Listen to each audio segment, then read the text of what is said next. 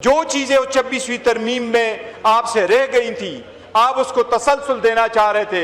ये इस बात का सबूत था कि 26वीं तरमीम पास करते हुए वो अमेंडमेंट्स आपने समझा था कि वो आईन कानून के खिलाफ है, वो वफाक के तकद्दुस के खिलाफ है, वो जो तरामीम आप लाना चाह रहे थे। आप पूरे वफाक को दाव पे लगा रहे हैं। ये बाज लोगों को ये पावर देना, ये से वफाक को खतरे में पड़ जाएगा। मौलाना साहब आए, मौलाना साहब को पता है इनके साथ हमने बड़ी कोशिश की।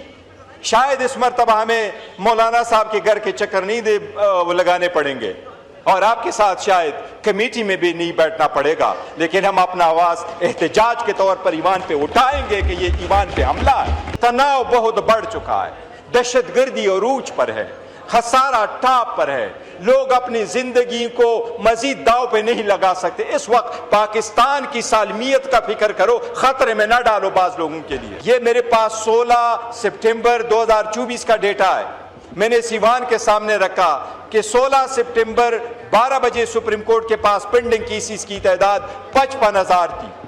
आज जनाब स्पीकर, एक साल बाद सुप्रीम कोर्ट में 56,000 केसेस की पेंडेंसी है। कहां गए आपके सीनियर जजेस? पूरे मुल्क में गूंज है और वो ये है कि एक तूफान बर्पा होने वाला है और वफाक सूबों पे इस मरतबा हमलावर होने लगा है। ये बहुत बड़ी बदकिस्मती है कि जब वफाक बनती है और लोग अपने ईवान में अपनी सीटों को संभालते हैं तो वफाक की जिम्मेदारी बनती है कि इकाइयों को मजबूत करे बजाय इसके केस को कमज़ोर करे। इस हुकूमत को तो शुक्र करनी चाहिए थी जब 16 सीटों के साथ आकर के इन्होंने पूरी हुकूमत संभाली। जिस तरह लोग कहते हैं इनको तो शुक्र करनी चाहिए थी कि अपनी सीटों पे बैठ गए, वरना जिस तरह गालिब कहता है, वरना शहर में गालिब की आबरू क्या है। इनके पले तो ना आवाम का मैंडेट है, ना आवाम का सपोर्ट है, ना आवाम का एतमाद है और न इनके पास आईनी कानूनी कोई भी जवाज और जस्टिफिकेशन और अथॉरिटी है कि आईन में तरमीम कर ले। पहले तो ईमान में हमारी सीटों से होकर के अपनी मेजॉरिटी पूरी कर ली, लेकिन जनाब स्पीकर, आईन में तरमीम करना एक सीरियस इशू है। आईन में जब तरमीम हुआ करती है तो सारी दुनिया तरमीम करती है। आईन कोई सहीफा नहीं है कि इसमें आप तरमीम न करें, लेकिन दुनिया में जब भी तरमीम होती है तो वो कंसेंसस से होता है और उन चीज़ों पे तरमीम आती है जिसमें कौम की ज़रूरत हो। इंडिया के आईन में 106 तरामीम हुई है, लेकिन सिर्फ 3 मरतबा उनकी हुकूमत के पास 2/3 मेजॉरिटी थी, बाकी कभी मेजॉरिटी उनके पास नहीं रही, लेकिन वो तरमीम एक कंसेंसस के साथ हुई है। अमेरिका में एक मरतबा जजेस को बुलाया गया जुडिशरी कमेटी के सामने और उन्होंने कहा कि यूएसएसआर इसलिए कमज़ोर हो गया है और अमेरिका इसलिए मजबूत है कि अमेरिका में रूल ऑफ लॉ है, और यूएसएसआर इसलिए कमज़ोर हो गया है कि वहाँ सारे इख्तियारात एक बंदे में सुपुर्द कर दी गई, उसमें ताकत दिया गया।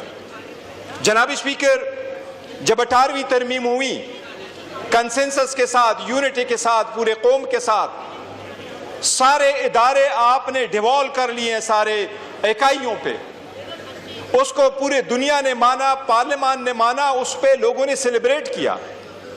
101 आर्टिकल में आपने चेंजेस की। 26वीं तरमीम में जिस वक्त आप आए, आप 56 अमेंडमेंट के साथ आए, 56 को रिड्यूस करके 25 अमेंडमेंट्स पे आप आए।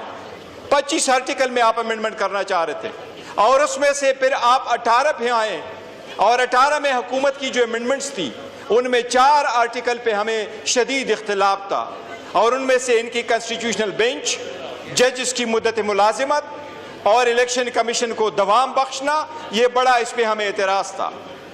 जनाब स्पीकर, उस वक्त भी इस वक्त आपने जो चीज़ें 26वीं तरमीम में आपसे रह गई थी, आप उसको तसलसल देना चाह रहे थे। ये इस बात का सबूत था कि 26वीं तरमीम पास करते हुए वो अमेंडमेंट्स आपने समझा था कि वो आईन कानून के खिलाफ है, वो वफाक के तकद्दुस के खिलाफ है, वो जो तरामीम आप लाना चाह रहे थे।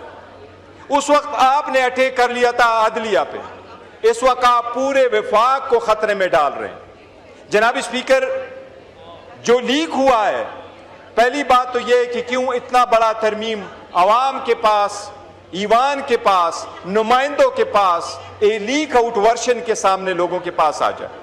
जनाब स्पीकर, मैं 4 पॉइंट्स अर्ज करूंगा। सबसे पहले मैं 27वीं तरमीम पे बात करना चाह रहा हूं। जनाब स्पीकर, आपने कहा कि एजुकेशन और पॉपुलेशन को वफाक से को हमने देने हैं सूबों से लेके। एजुकेशन अब इर्रिवर्सिबल है। एजुकेशन दुनिया में हमारे आईन ने हमें डाल दिया कि एजुकेशन फंडामेंटल राइट्स है। अमेरिका के आईन में कहां लिखा है कि एजुकेशन फंडामेंटल राइट्स है? लेकिन यह सरकार स्टेट करती है। आपने जब एजुकेशन को डिवॉल्व किया तो उसके साथ 2700 स्कूल और कॉलेजेस आपने सूबों को दे दिए। इसको आप इस स्टेज पे रिवर्स कर रहे हैं, जबकि केपीके की हुकूमत कोशिश कर रही है कि जब से ज्यादा वो अपने पॉलिसी के मुताबिक ज्यादा कंसंट्रेट करे वुमेन एजुकेशन पे। ये तो कभी आपकी वफाक की पॉलिसी नहीं रही। आप अभी पॉपुलेशन वापस लेना चाह रहे हैं सूबों से, और पॉपुलेशन आप लेना चाह रहे हैं जबकि सूबों के साथ आपका पॉपुलेशन, इसके लाइट सर्विसेज और सोशल सर्विसेज ऑलरेडी जा चुके हैं। जनाब स्पीकर, सबसे सीरियस इशू है नेशनल फाइनेंस अवार्ड का। सुबह इस वक्त इंतजार कर रही हैं कि 11वां अवार्ड कब आएगा। आज तक 7वां अवार्ड जो है वो एक्सटेंशन से चला आ रहा है, जो 2009 में था। 2010 में 18वीं तरमीम के मुताबिक उसको रिविजिट होना था, वो नहीं हो सका। 8 और 9 को दोबारा कर रहे थे, 8 नहीं हुआ। जनाब स्पीकर, आप नेशनल फाइनेंस अवार्ड के मुतालिक जो आर्टिकल 160 है, आज तक जब से आईन बना है उसमें कभी किसी ने अमेंडमेंट नहीं की, उसको कभी किसी ने नहीं छेड़ा। 2010 में जब 18वीं तरमीम हुई तो उसमें यह यकीन दहानी कराई गई सूबों को कि नेशनल फाइनेंस अवार्ड में आपका शेयर हमेशा नए अवार्ड में प्रीवियस अवार्ड से कम नहीं होगा। इसलिए अगर आप प्रीवियस अवार्ड को कम कर रहे हैं, आप अपने अभी पाक केपीके का हिस्सा है आपके पास फॉर इंस्टेंस 14.28% है, जबकि अभी 19% होना चाहिए, और आप इसको रिवर्स कर रहे हैं, तो आप पूरे वफाक को दाव पे लगा रहे हैं। ये बाज लोगों को ये पावर देना, ये से वफाक को खतरे में पड़ जाएगा। जनाब स्पीकर, लास्ट टाइम जब हम बात कर रहे थे तो आर्टिकल 243 में अमेंडमेंट आ रही थी। मौलाना साहब आए, मौलाना साहब को पता है इनके साथ हमने बड़ी कोशिश की। शायद इस मरतबा हमें मौलाना साहब के घर के चक्कर नहीं लगाने पड़ेंगे और आपके साथ शायद कमेटी में भी नहीं बैठना पड़ेगा, लेकिन हम अपना आवाज एहतजाज के तौर पर ईवान पे उठाएंगे कि ये ईवान पे हमला है। जनाब स्पीकर, वो कमेटी जो हमने बनाई थी, जिसमें हम पेश हुए थे, जिसमें मौलाना साहब ने लास्ट नाइट पे उन्होंने बड़ी उसको सेव किया था, हम उम्मीद कर रहे थे कि कॉमन सेंस प्रिवेल करेगा। जनाब स्पीकर, ये ऐसा वक्त है कि कौम बहुत डिवाइड हो चुकी है, तनाव बहुत बढ़ चुका है, दहशतगर्दी अरूज पर है, खसारा टाप पर है, लोग अपनी जिंदगी को मजीद दाव पे नहीं लगा सकते। इस वक्त पाकिस्तान की सालमियत का फिक्र करो, खतरे में ना डालो बाज लोगों के लिए। जनाब स्पीकर, लीक वर्शन जिस वक्त हुकूमत का आया था तो 56 आर्टिकल थी। वो लीक वर्शन शायद मौलाना साहब के साथ एक 1 पॉइंट पे शेयर हुआ था, लेकिन अक्टूबर में 12 अक्टूबर 17, 16, 17, 18 को हमारे साथ ड्राफ्ट शेयर हुए थे। पहले में आपका कॉन्स्टिट्यूशनल कोर्ट जरूर था, मौलाना साहब ने, हमने बड़ी कोशिश की, कॉन्स्टिट्यूशनल कोर्ट खत्म होकर के बेंच आया, वहां आर्टिकल 243 में आप अमेंडमेंट करना चाह रहे थे। उस वक्त आप उस लॉस को प्रोटेक्शन देना चाह रहे थे। जनाब स्पीकर, आईन में तरमीम इस ईवान का हक है, और इस ईवान में एग्जैक्ट उन लोगों का हक है जो मैंडेट लेके अवाम के पास आए हों। हम समझते हैं कि 27वीं तरमीम इस ईवान के रूह के मनाफी है, आइन के रूह के मनाफी है। हुकूमत होश के नाउन ले, इस स्टेज पे कौम को मजीद डिवाइड ना करे, कोई ऐसे तरमीम ना लेके आए जिससे आदलिया मजीद दाव पे लग जाए। ऑलरेडी डेमोक्रेसी बड़ी फ्रेजल है। जनाब स्पीकर, मैं आपको एक चीज अपना याद करा रहा हूं। जिस वक्त यहां तरमीम की जा रही थी, आपके वज़रा ने यहां में ये कहा कि हम तरमीम कर रहे हैं, बेंच हम लेके आ रहे हैं।